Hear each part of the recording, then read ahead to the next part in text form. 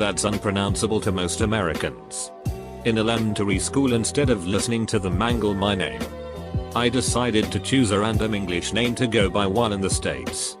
Quite a lot of foreigners do this. A year came and went, and now I was in a new class with new teachers and new classmates. I decided on a whim to choose a different name to go by that year. I've been doing it every time I'm in a new social circle since then. I can tell when and where I met someone by what they call me. About 14 years ago, after I just graduated college, I got a job teaching at a middle school, but I was still DJing nights at an goth industrial nightclub. Teacher by day, rivethead DJ by night. That's about as double life as I have ever been. It didn't last though. I was having a hard time staying alert and awake at school, so I gave up the teaching-ish. But I've spent much of my youth in the US and live here now with a green card. When I worked retail, I adopted an American accent because it's more efficient than having to explain to everyone that I'm English and moved here when I was 14 etc. It was just more efficient. This continued into office jobs until we were in a meeting with some English clients. Who spoke first? I immediately went English. My boss looks at me for a second, stops the meeting and says, "Are you having a stroke?" Then I had to explain and we wasted half an hour. Sigh. My buddies Jim and Max and I went out on this epic bike trip. 1,500 miles around VT and Maine and stuff. We're at a bar in Burlington, and my buddy Jim becomes the Canadian. He came up with it a month prior. He pretends he's from Montreal and only speaks French, but he has enough broken English to get by. So he'll chain together nonsense and tiny phrases in a French Canadian accent. Kids love it. Anyways, we're at a bar, and Jim is bumbling out, "I am from Canada, Montreal, Quebec," and a French Canadian turns around at the table next to us. "You are from Montreal? Bonjour." Speaks several French sentences. It was incredibly funny watching him fess up. The actual Canadian was legitimately confused for a beat because his English wasn't so good. We actually ended up drinking with that Canadian dude all night. I don't know if this actually counts, but I act like a completely different person with each group of friends I have. I know what you mean. For me it's kinda funny because I have a ton of nicknames, but only certain nicknames are used by certain groups of friends. So if I hang out with a bunch of people in one day, I could be called 2 or 3 different nicknames. I'm a janitor by trade and no one knows my real name. I've pretended to be a dim-witted German named Klaus and a simple-minded stutterer named Ephraim. Once I tried to convince people I had a twin brother. That was a charade that ultimately failed and people saw right through it. This is a long one. My double life got pretty deep. It started in high school where I got bad grades. So I started to scan my report cards and change the grades on them. We had to make our parents sign them. So I showed the fake report cards and forged my dad's signature on the real ones.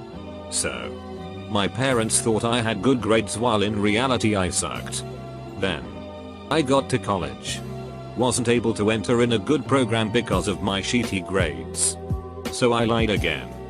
Told my parents I got in an excellent program, while in reality I got in a pretty shitty one. College ended and I had to continue with the lie. Told my parents I got a job in the supposed field I was studying in, while in reality I ended up in a shitty job. The bad thing about that is that I don't even feel bad or guilty. I just hope that shit won't hit the fan one day and that I'll land in a great position in my current field, so THST everything fix itself. TLDR, lied to my family about my grades and current career. Not me. My father. During the Great Depression, my grandfather was injured at his job and couldn't work for a year to keep the family going. My then 12-year-old father and his older brother dropped out of school and ran change-raising scams on shopkeepers in Cleveland, Ohio for money. Pretty much as the family's only income. My grandparents knew about it. Didn't approve. But didn't stop them either. It's just what kept food on the table in tough times. After a year, Grandpa went back to work. And my dad and uncle went back to school and to just being regular kids again. Change raising is a generic term for several variations for scamming a cashier while they are giving you your change from whatever purchase you just made. They are all various cover stories for getting the cashier to combine several change-giving transactions at the same time. And the cashier ultimately ends up giving you too much change for your purchase. The scammer ends up with both the item and some extra cash. When it's done well, the cashier won't even know it happened. My father taught me how to do several variations of it, including one that is still probably not well known.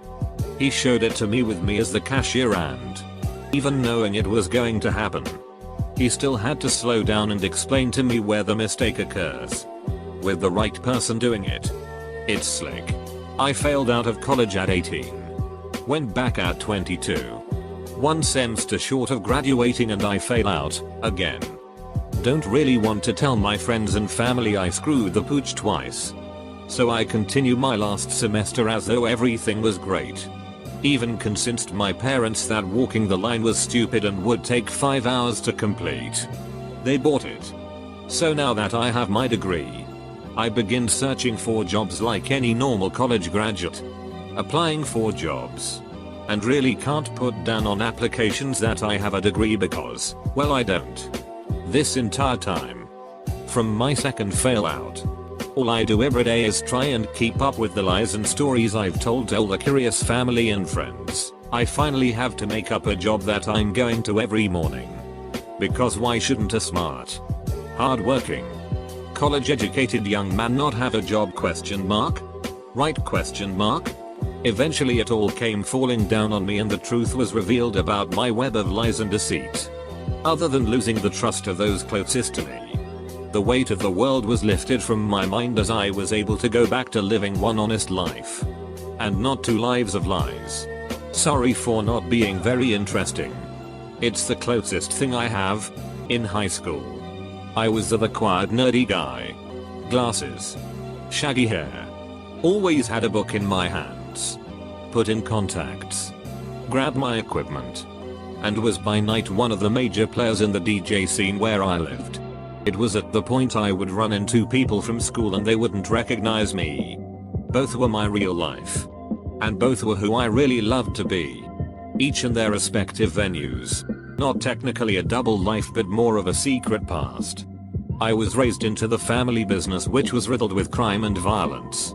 I never wanted to be a part of it but didn't really have a choice. My father expected me to get a high school diploma or a GED. And then commit myself to the business full time. Instead I opted to go to college. There was a major falling out. Where my father and I barely spoke for 2 years and then didn't speak at all for the last 2 years of college. Though it wasn't exactly a double life, I never told my friends or my girlfriend, who I planned on proposing to, about my past. I sold myself as some normal guy. But I'd actually done some pretty violent and illegal things by the time I entered college. After college I fell back into that same life and fell even deeper into it. Eventually culminating in addiction. After a few years of being clean, more or less, I left the life again. And once again.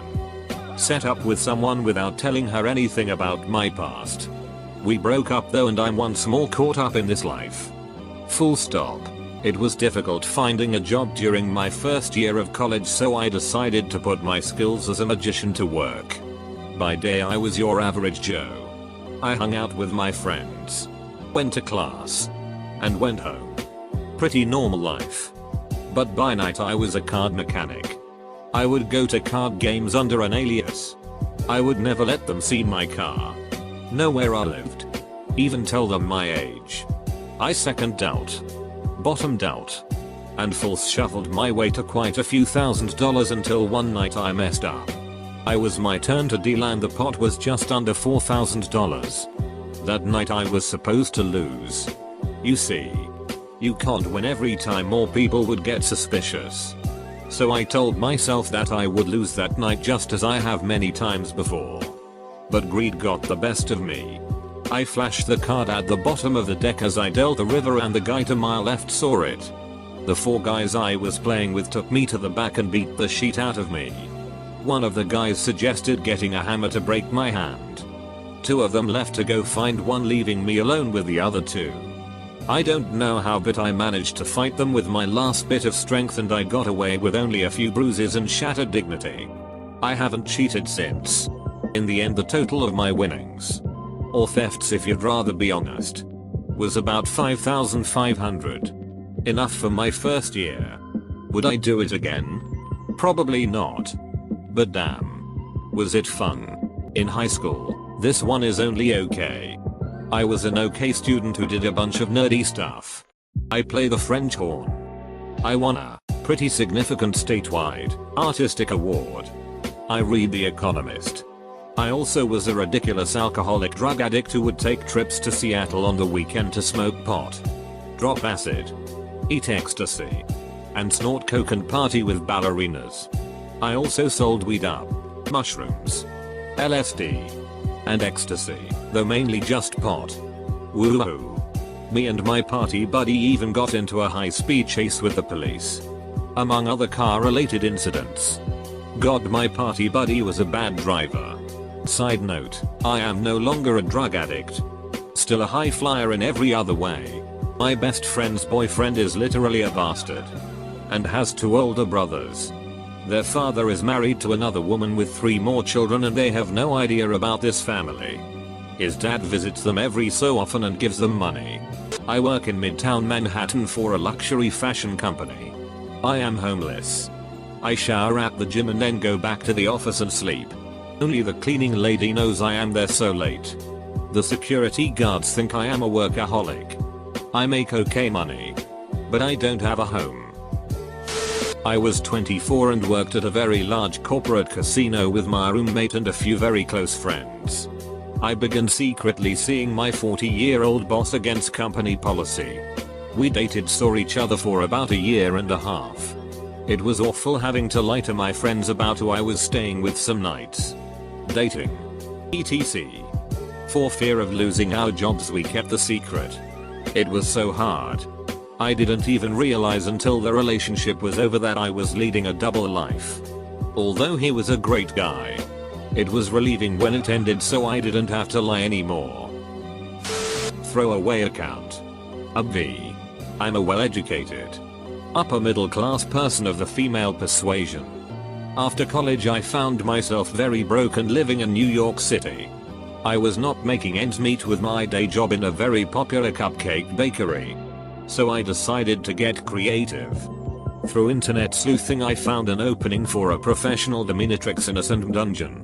I applied, learned the ropes, haha, and got the job. By day I sold adorable cupcakes. By night I beat men up while wearing black latex. Also made rent. I was born into it. I was born to a couple of parent imposters who made me work for them, do their laundry, clean their bathroom, kitchen, etc. Give them massages while they hit me, verbally berated me and abused me. I'd go to school and seem like just another student. I was yelled at and criticized by teachers for being apathetic. I used to look at the other kids passing by me in the hall and think, you are so lucky. You don't even know the people who are making my life a living hell exist. You're free. It was very weird to go to school and feel so different. Always feel on the outside. They get to laugh and have friends. To feel safe. And I have my secret. My secret is I'm treated like human garbage and I don't know why. I grew up in a Roman Catholic home with a very close-knit family. Sitting and eating dinner every night. Talking hours on end about our days. Friends. Plans. Anything. While also running a cannabis distribution ring. At my peak I had about 15 people working for me.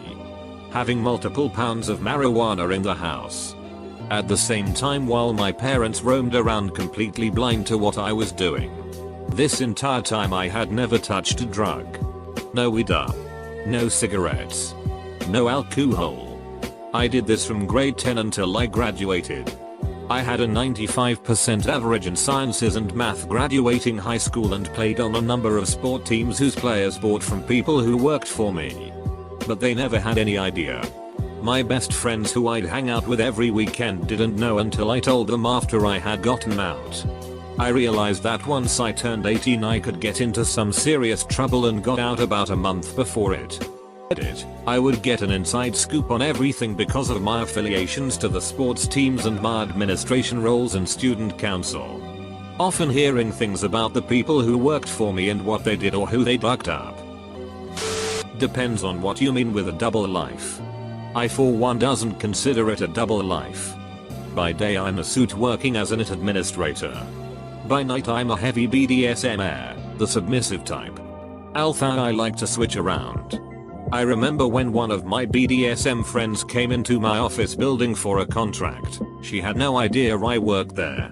And saw my name on an office door.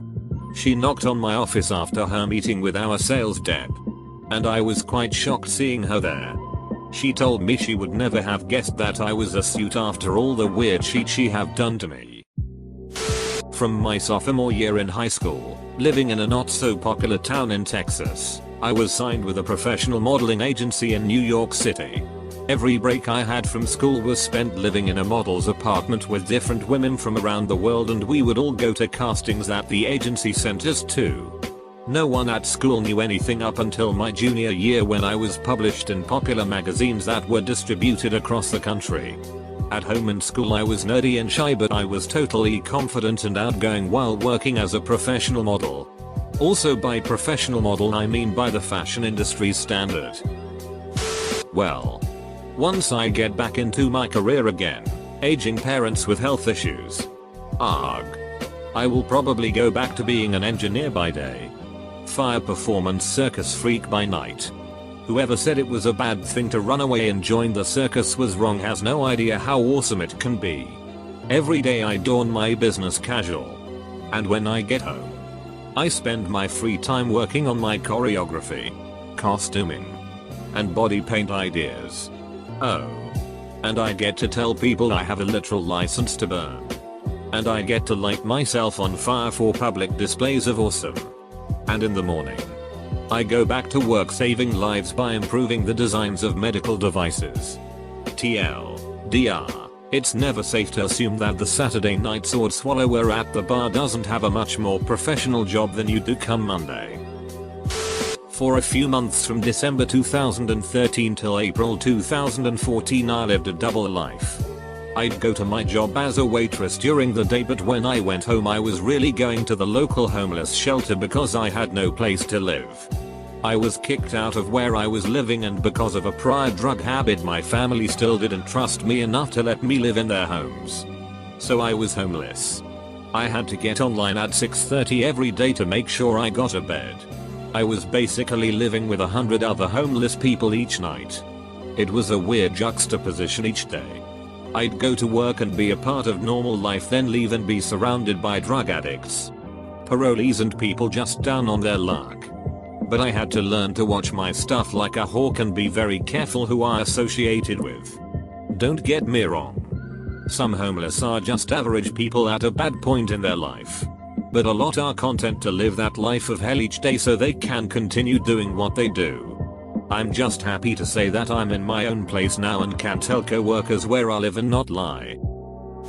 Not sure if this really counts as a double life, but throughout high school I did serious porn. I'm a male, to raise money.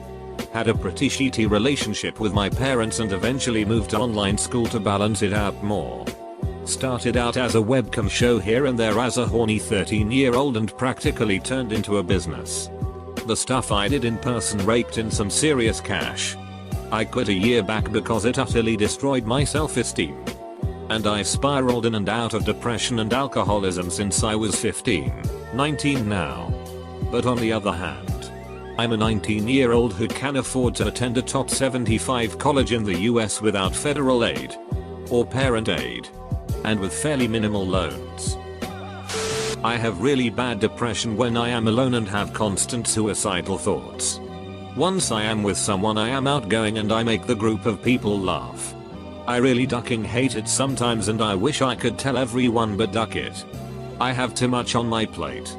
I just moved out and university starts in a couple weeks and I feel like I have no time to deal with my depression. I try and give myself false hopes like, Hey, one day I may get onto the set of GOT, or maybe one day I'll make a groundbreaking film. I know it sounds completely stupid, but that's honestly how I deal with it. Life 1. Pretty typical college student. Classes. Problem sets. Going out with friends on the weekends.